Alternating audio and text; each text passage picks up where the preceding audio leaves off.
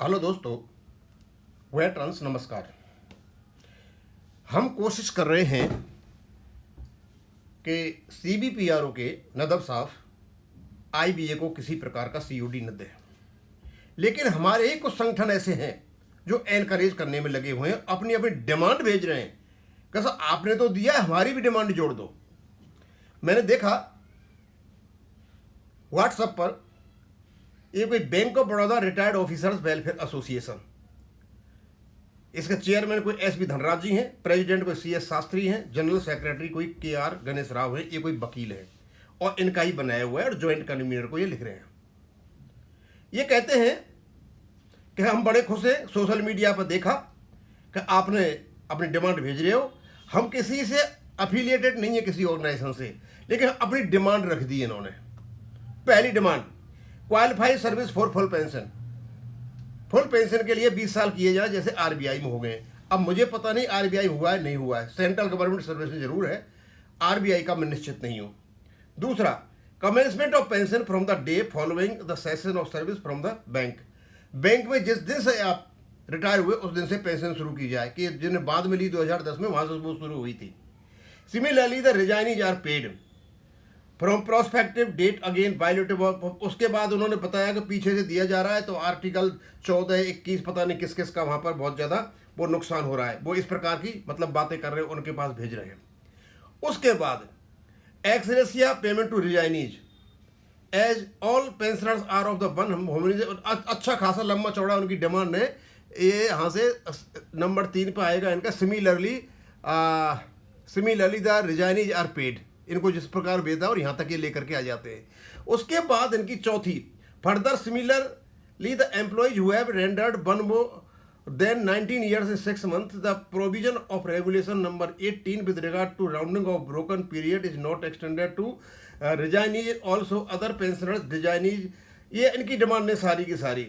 और उनकी जब डिमांड चली है, चलते चलते जब आई तो मैं बड़े अचंभे में हुआ। एक डिमांड इनकी थी नंबर 7 पर, ये ऐसा नंबर 7 पर, और तो उनके बारे में क्या बताऊंगा, लंबा चौड़ा लिख सकते हैं, कर सकते हैं। ये लिखते हैं कि पेंशनर्स रिप्रेजेंटेटिव इन पेंशन कॉर्पस फंड और ट्रस्ट। दोस्तों, जो ट्रस्ट है हमारा, उसमें एक आदमी पेंशनर का रिप्रेजेंटेटिव होना चाहिए। वकील साहब ये बताइए, ये कौन है? ये मेरे ख्याल में ये है कोई गणेश राव, के आर गणेश राव। वकील साहब ये बताइए कि आपका रिप्रेजेंटेटिव वह क्यों होना चाहिए?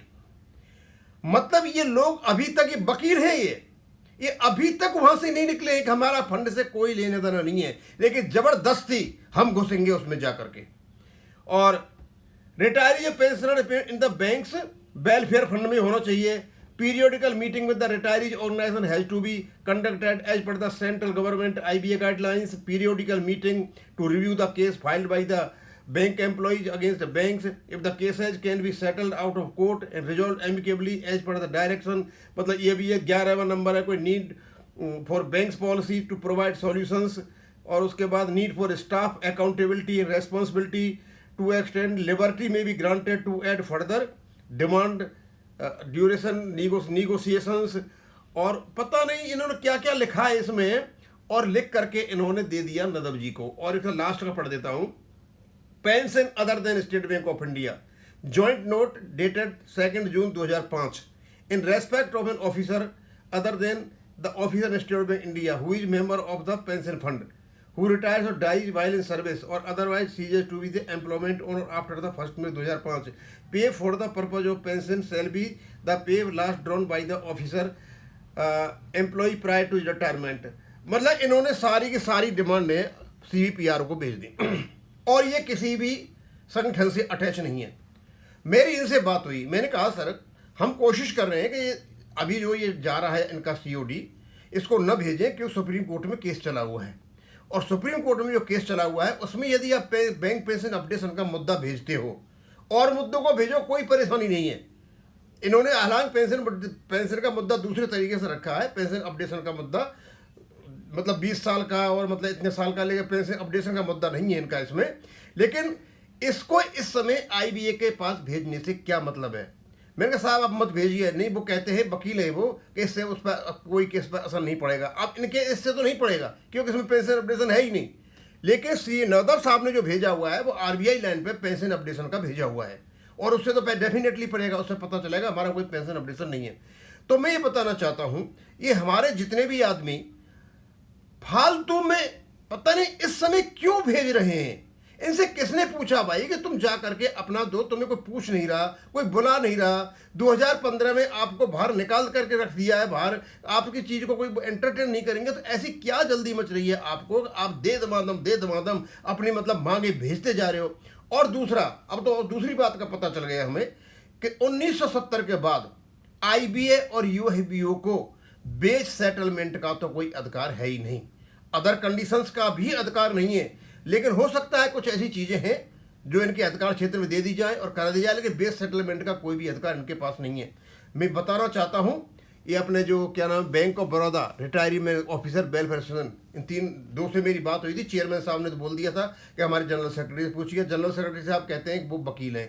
अब जो वकील हैं उनको ज़्यादा नॉलेज है, हमें नॉलेज बहुत कम है, समझे। मैंने यही कहा था कि इस समय आप कोई अपना चार्टर वगैरह न दें, केस को आप अपडेशन वाले को चल लेते हैं। तो वो कहते हैं मैं वकील हूँ, कोई असर नहीं पड़ेगा। अब हो सकता है वो वकील हैं, वो ज़्यादा जानते हो, लेकिन मैं तो इतना ही जानता हूँ कि पेंशन अपडेशन के बारे में किसी प्रकार की आप बात करते हो आईबीएस, तो सीधा सीधा मतलब यही निकलता है कि आपका पेंशन अपडेशन का जो अपना जो रेगुलेशन है वो कमज़ोर है। ये है ही नहीं, ये कमज़ोर है।